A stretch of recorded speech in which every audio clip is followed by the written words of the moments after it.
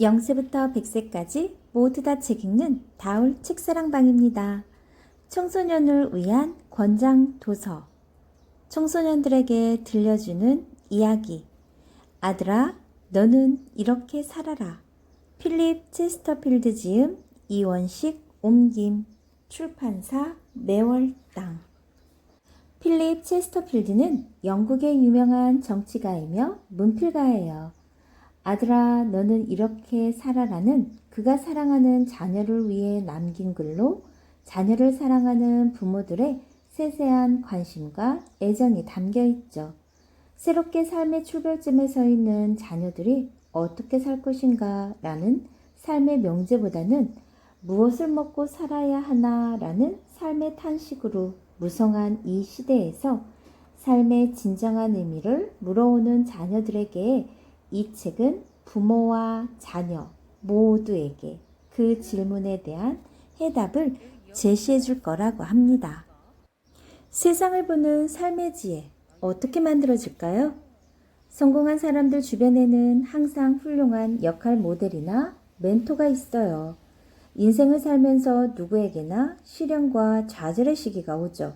그리고 그것은 누구도 피할 수 없는 거예요.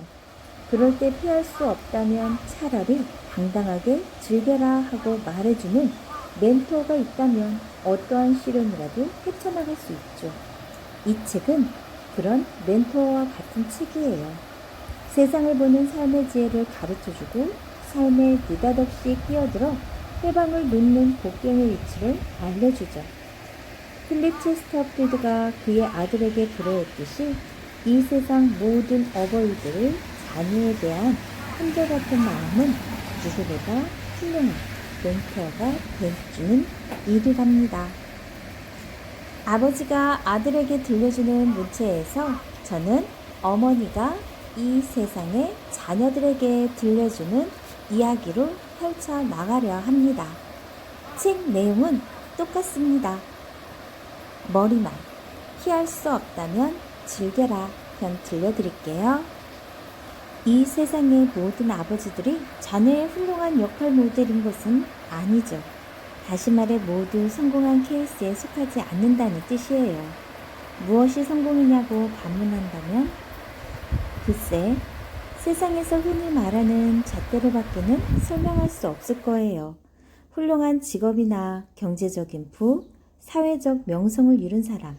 하지만 성공이란 그런 것만 아니에요. 가난해도 저명하지 않아도 멋진 인생을 살고 있는 성공한 아버지들도 많아요. 그들 중에는 자신과 같은 인생을 살기를 바라는 아버지도 있을 것이고 자신과는 다른 인생을 살기를 바라는 아버지도 있죠. 하지만 성공한 아버지든 그렇지 못한 아버지든 이 세상 모든 아버지들의 자녀에 대한 마음은 한결같아요. 인생 선배로서 자녀에게 들려주고 싶은 이야기가 바로 그것이죠. 하지만 각박한 현 시대에서는 아버지와 자녀들의 깊이 있는 대화를 기대하기란 현실적으로 불가능한 일이에요. 아버지는 아버지대로 경무에 지친 모습으로 밤늦게 귀가해 잠자리에 들기 바쁘고 학교다 학원이다 해 자녀들은 자녀들대로 여유 있는 생활은 상상조차 할 수 없게 되었죠.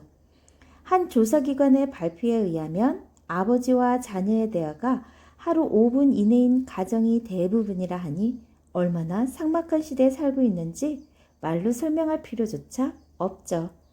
이 책은 영국의 정치가이며 저명한 문필가인 필립 체스터필드의 명적 아들에게 보내는 편지를 번역한 책이에요.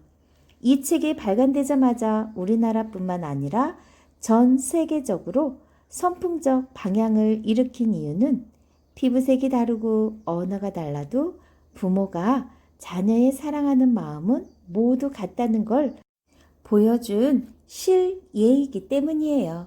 이 책이 아직도 자녀 교육에 으뜸 지친서로 뽑히는 이유는 체스터필드가 현 시대보다 300여 년 전 사람이라는 점을 감안하더라도 자녀에 대한 부모의 마음을 100% 이해하고 전하려 했기 때문이죠.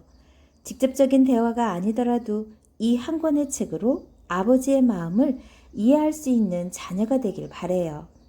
어깨를 축 늘어뜨리고 늘 지친 모습을 보이는 아버지라 할지라도 그 마음속에는 자녀에 대한 뜨거운 사랑의 불덩이가 타오르고 있음을 이해하기를 바라며 이 책을 썼네요.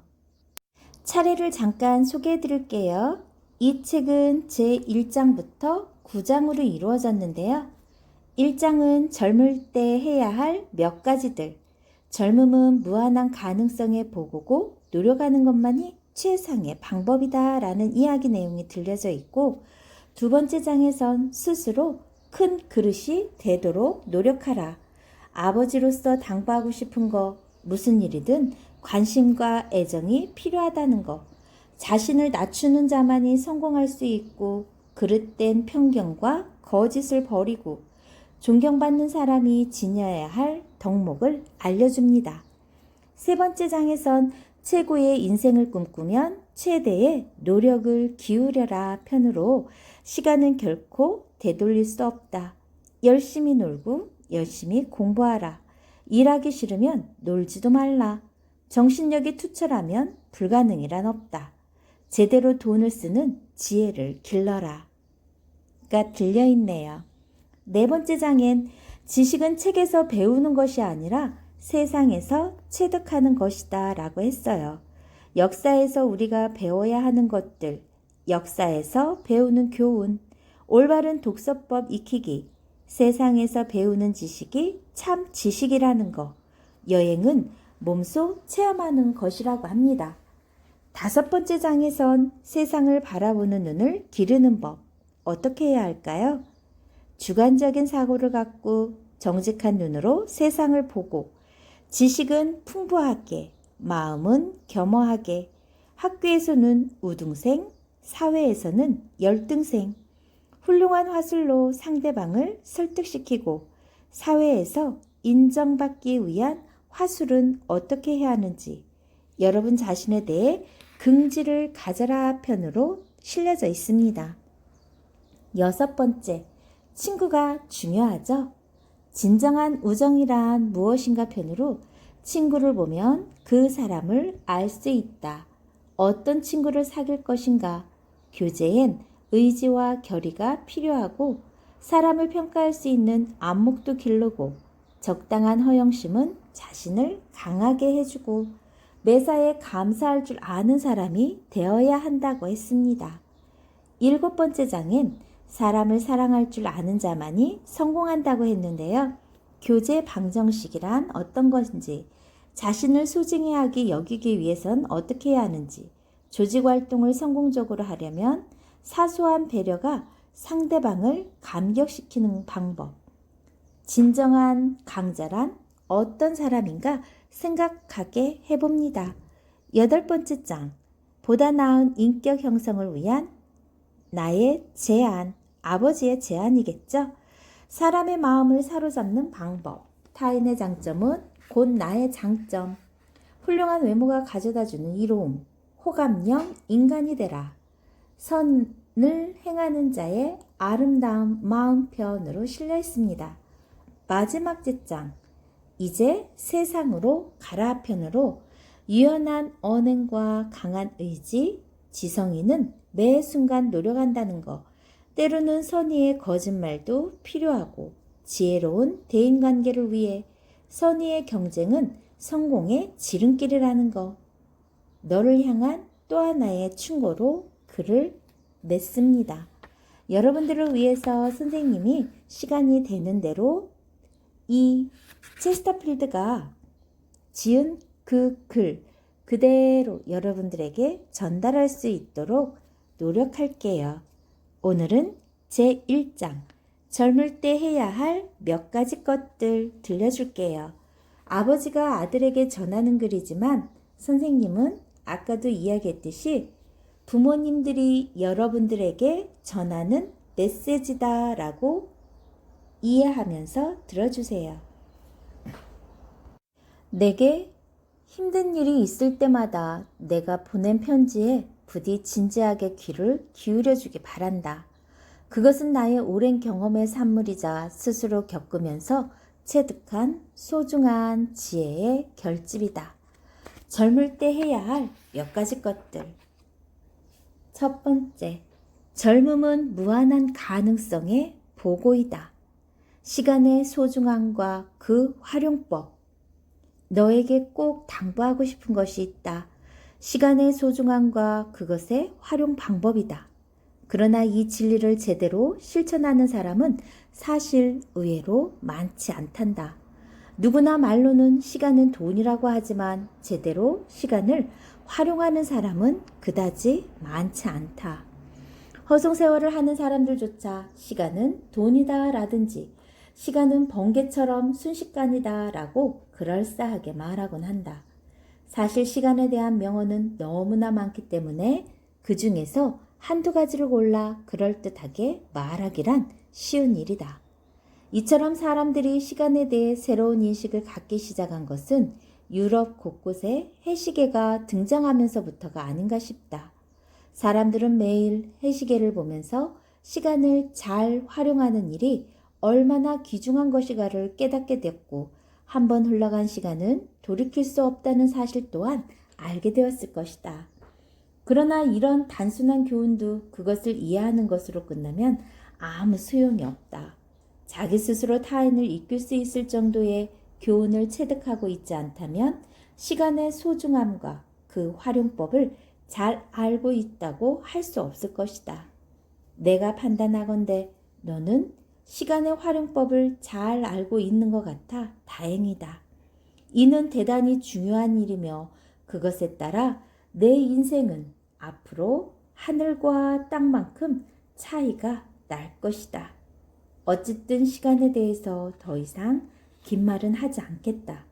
그러나 꼭 한 가지 명심해야 할 것은 내 긴 인생 중에 한 기간, 다시 말해 앞으로 2년 동안의 지식의 기초를 튼튼히 해두라는 것을 당부하고 싶다. 이제 너도 곧 성인이 된다. 그 이후의 인생이 내가 마음먹은 대로 되기란 결코 쉬운 일이 아닐 것이다.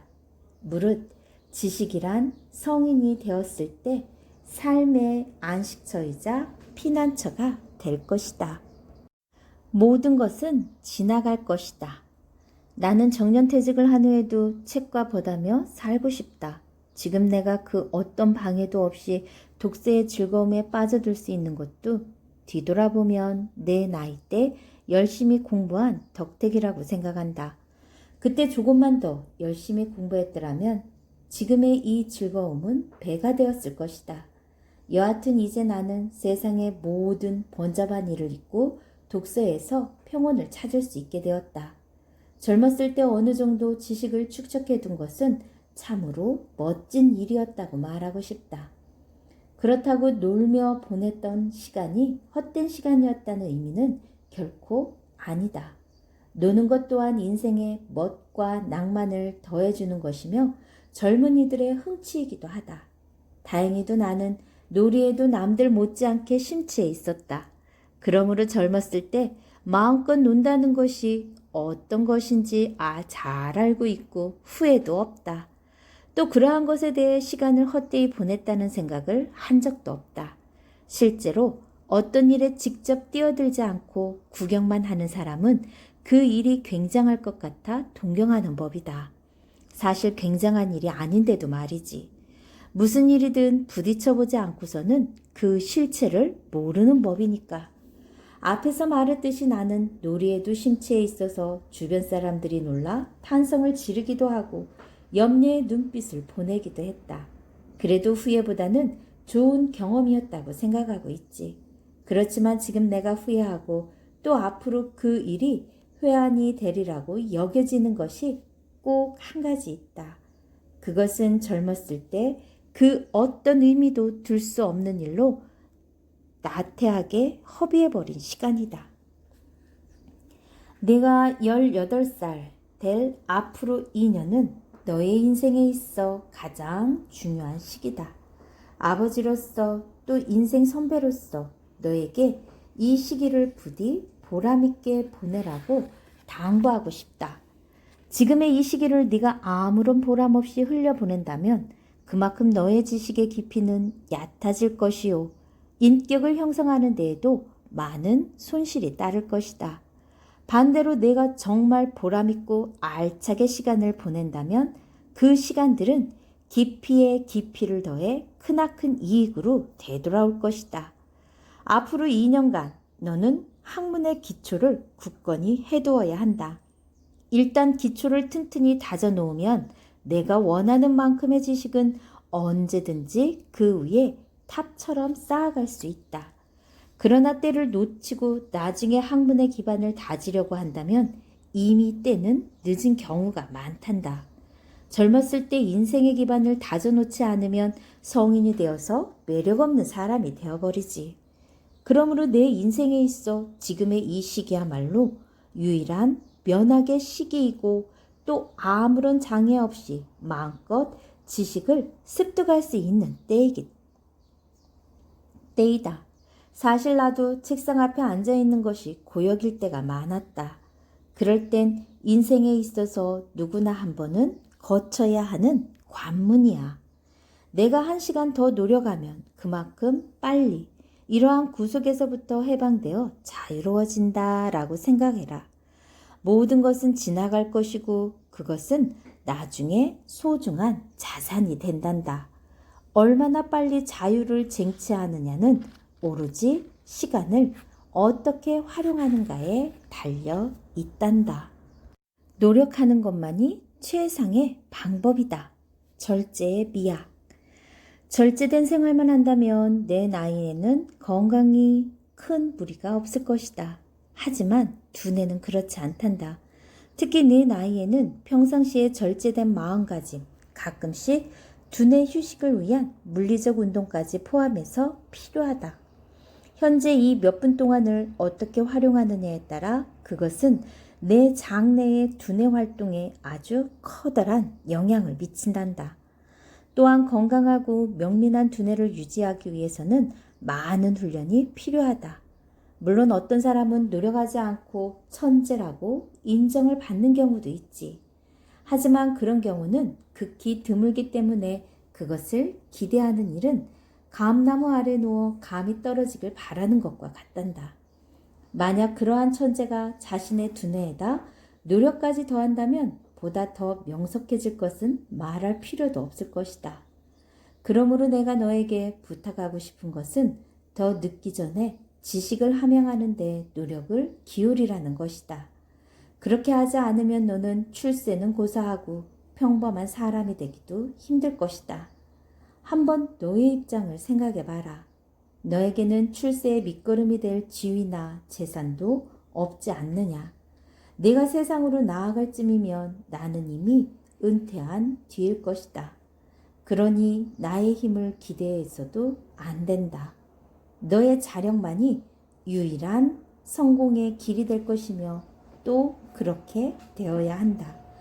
나는 가끔 사람들이 자기는 뛰어난 인재인데 인정을 받지 못하고 또 그에 대한 적절한 보상도 받지 못한다는 푸념을 듣는다. 또한 책을 통해서 그러한 이야기는 흔하게 접할 수 있지. 하지만 내 식견으로는 그런 일은 있지도 않고 있을 수도 없는 일이라고 일침을 가하고 싶다. 훌륭한 사람은 어떠한 역경에도 굴하지 않고 반드시 성공한다는 것이 내가 믿는 유일한 신념이다. 겸손함이 주는 매력. 뛰어난 사람이란 지식과 견식에 뛰어남에도 불구하고 겸손함을 지닌 사람을 말한단다. 견식이 얼마나 중요한 것인가는 굳이 언급할 필요도 없지만 결론부터 말하자면 견식을 갖추지 못한 사람은 외로운 인생을 살게 된단다. 지식에 대해서도 자주 말했지만 자기 자신이 무엇을 목표로 삼았든지 간에 그것이 몸에 자연스럽게 배이도록 노력하지 않으면 안 된단다. 겸손함은 앞서 말한 지식이나 견식에 비해 대수롭지 않게 여길지도 모르지만 뛰어난 사람이 되기 위해서는 결코 빼놓을 수 없는 요소란다. 그 사람의 태도에 따라서 지식이나 견식이 빛나기도 하고 흐려지기도 하지. 또한 사람의 마음을 가장 매료시키는 것은 지식이나 견식보다 바로 그 사람의 겸손함이란다. 힘든 일이 있을 때마다 내가 보낸 편지에 부디 진지하게 귀를 기울여 주기 바란다. 그것은 나의 오랜 경험의 산물이자 스스로 겪으면서 체득한 소중한 지혜의 결집이다. 무엇보다 너에 대한 나의 애정의 증거로서 나는 내가 아닌 다른 어떤 사람에게도 아직까지 그러한 조언을 한 적이 없다. 어쩌면 너는 아직 내가 너의 장래를 걱정하고 있는 마음의 절반도 이해하지 못하고 있는지도 모른다. 지금 너는 나의 충고가 내게 어떤 도움이 되는지 잘 모르겠지만 내가 하는 말에 조금만 귀를 기울인다면 머지않아 장래에 나의 충고가 결코 헛된 것만은 아니었다는 사실을 깨닫게 될 것이다. 겸손함이 주는 매력 꼭 필요하죠? 자기를 낮출수록 더 높아진다는 거 명심하세요. 다음 시간에는 제2장 스스로 큰 그릇이 되도록 노력하다 편 들려드릴게요.